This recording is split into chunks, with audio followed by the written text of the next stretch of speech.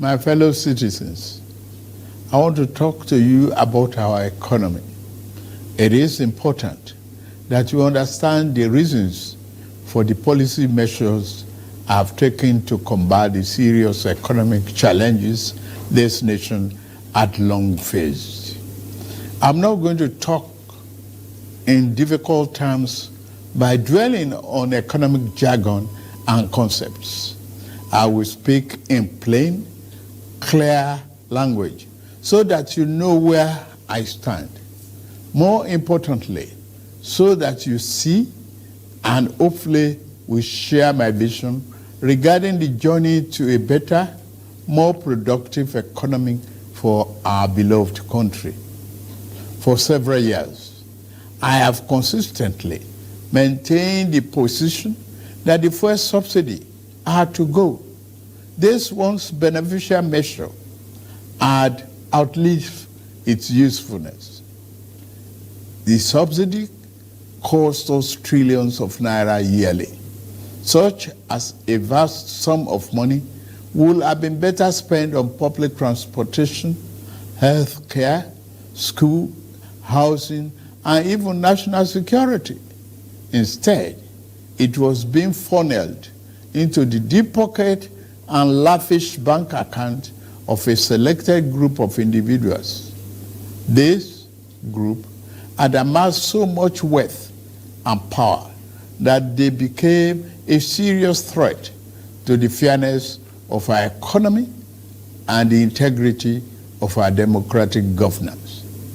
To be blunt, Nigeria could never become the society it was intended to be as long as such small, powerful, yet unelected groups hold enormous influence over our political economy and the institutions that govern it.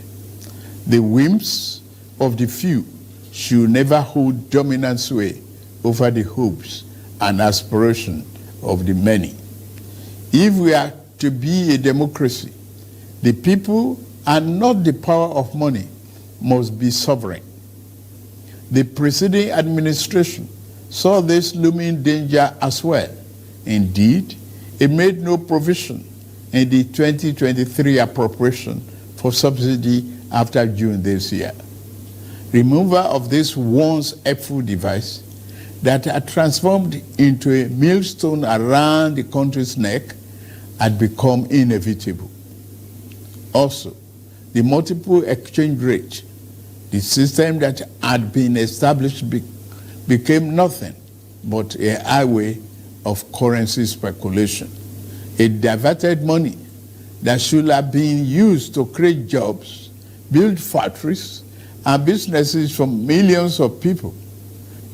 Our national wealth was doled out on favorable terms to a handful of people who had been made filthy rich simply by moving money from one hand to another. This too was extremely unfair and is not acceptable. It also compounded the threat that the illicit and mass accumulation of money posed to the future of our democratic system and its economy. I had promised to reform the economy for the long-term good by fighting major imbalances that has plagued our economy. Ending the subsidy and the preferential exchange rate system were key to this fight. This fight is to define the fate and future of our nation. Much is imbalance. Thus, the effect in our economy immensely profited a tiny elite, the elite of the elite, you might call them. As we move to fight the flaws in the economy, the people who grow rich from them predictably will fight back through every means necessary. But we are ready. Our economy is going through a tough patch, and you are being hurt by it, I know. The cost of fuel has gone up. Food and other prices have followed it. Households and businesses struggling. Things seem anxious and uncertain. I understand the hardship you face. I wish there were other ways, but there is not. If there were, I would have taken that route, as I came here to help, not to hurt the people and the nation that I love so dearly. What I can offer in the immediate is to reduce the burden of current economic situation, which has imposed on all of us, most especially on businesses, the working class, and most vulnerable among us. Already, the federal government is working closely with states and local governments to implement interventions that will cushion the pains of our people across socio-economic brackets. Earlier this month, I signed 4 executive orders in keeping with my electoral promise to address unfriendly fiscal policies and multiple taxes that are stifling the business environment.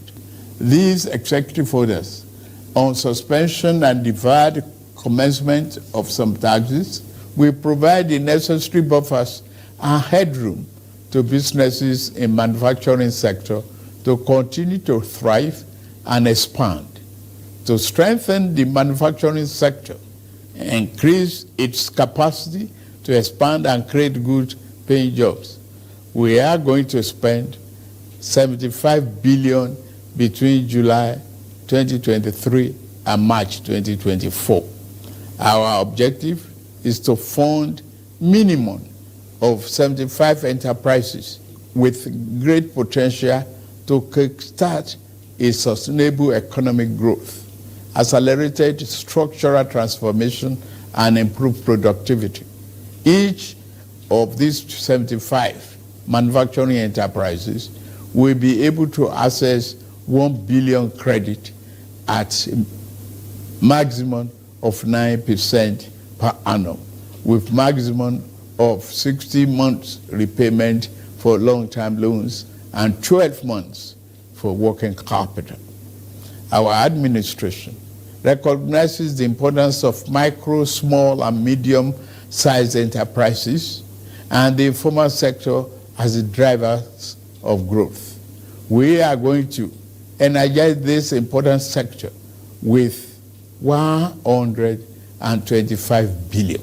Out of the sum, we will spend 50 billion conditional grant to 1 million nano businesses between now and March 24. Our target is to give a minimum of 50,000 each to 1,300 nano businesses owners in each of the 774 local governments across the country. Ultimately, this program will further drive financial inclusion by onboarding beneficiaries into the formal banking system. In like manner, we will fund 100,000 MSMEs and startups with 75 billion. Under this scheme, each enterprise promoter will be able to get between 500,000 and 1 million at the maximum 9% interest per annum and repayment period of 36 months. To further ensure that food prices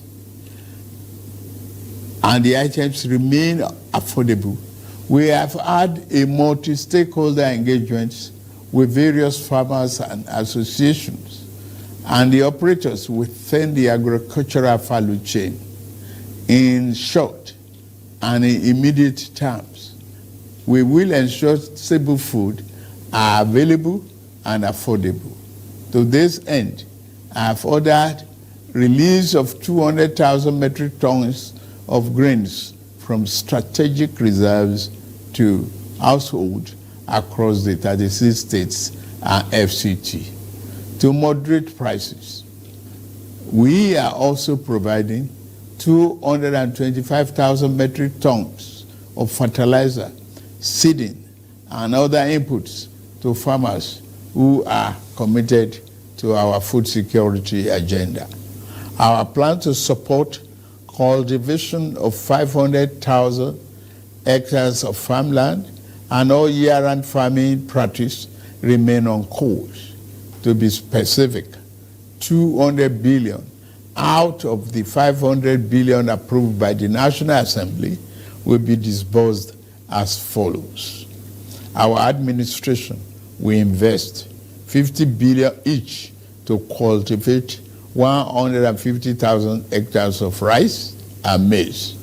50 billion each will also be earmarked to cultivate 100,000 hectares of wheat and cassava. This expansive agricultural program will be implemented targeting small farm holders and leveraging large-scale private sector players in the agri-business with strong performance record. In this regard, the expertise of developed financial institutions, commercial banks, and microfinance banks will be tapped to develop a viable and appropriate transaction structure for all stakeholders. Fellow Nigerians, I made a solemn pledge to work for you, how to improve your welfare and living conditions. It's of paramount importance to me, and it is the only thing that keeps me up day and night. It is in the light of this that I approved the infrastructure support for the states.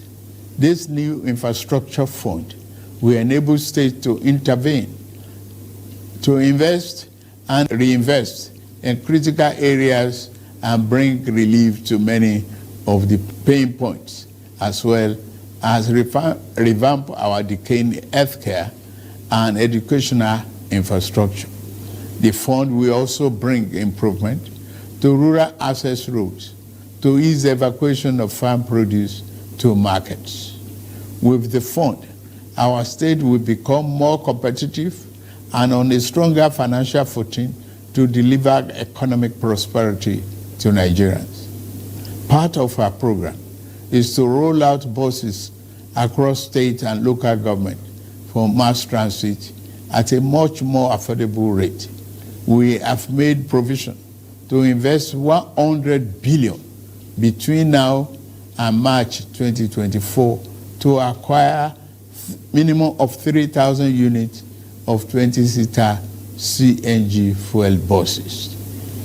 These buses will be shared to major transportation companies in the state using the intensity of travel per capita. Participating transport companies will be able to